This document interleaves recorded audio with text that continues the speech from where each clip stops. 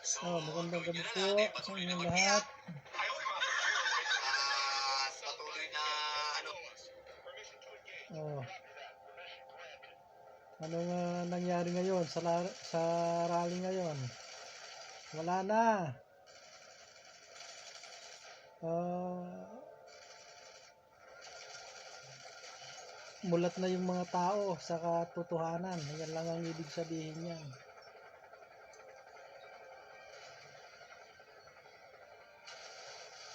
Marami ng taong namulat sa katotohanan. Isipin ninyo, ah, ang tagal-tagal nang namamayagpak yung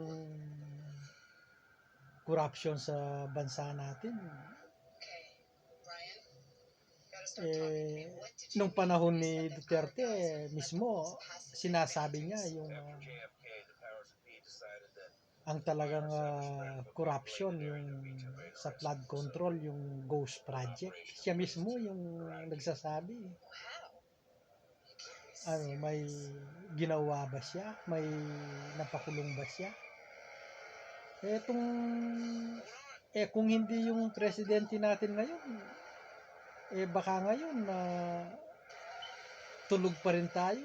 Hindi pa rin natin nalaman yung talamak na pala yung nangyaring corruption. Tapos magrarally kayo, BBM resign. Anong klaseng pag-iisip na mayroon kayo? Samantalang kung hindi kay sa Pangulo ngayon, hindi man mabubunyag yan, yung mga nakawan na yan sa bilyong pinaghahakian ng mga kurakot na politiko. Tapos magrarally kayo, BBM resign. Marami ng mulat ngayon. Marami ng nagising. Itong mga pagrarally-rallying ito, ano lang naman to, wala naman tong mga alam sa nangyayari talaga sa bansa natin. Pero kung halimbawang subaybayan mo yung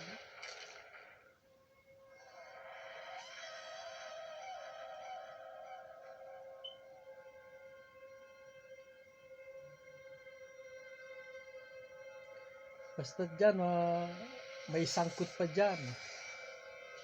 Basta alam nyo na rin kung sino yung sangkot dyan. Kung sino talaga yung pinaka-pinuno nila. Kitang-kita naman siyempre kaya inaano nila pilit na pinapabagsak si BBM dahil buko na sila wala na silang takas. Ang magiging takas lang nila kung halimbawa napababa si BBM, yun, free sila. Ang mga tao talaga. Kahit nandito ako sa ibang bansa, hindi ko rin maiwasan na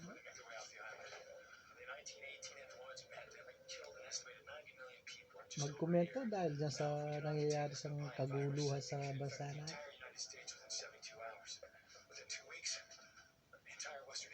Pinapagulo nyo lalo kayong mga nagpapagamit sa mga politiko.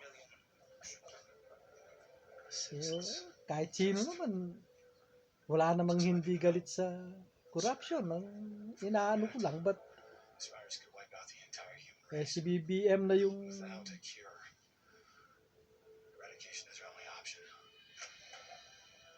nanguna para mabulabog itong mga corruption.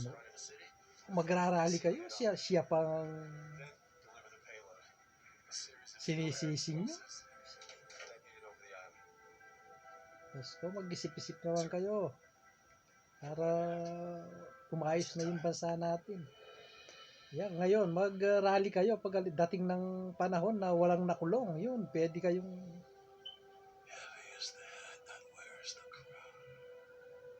Pero yung tinatrabaho pa lang ngayon, alam nyo naman yung batas natin na hindi naman agad-agad na pwedeng ipakulong.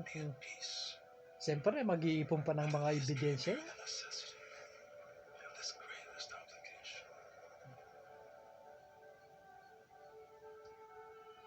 Mulat na natin yung mata natin sa katotohanan. Yan lang po.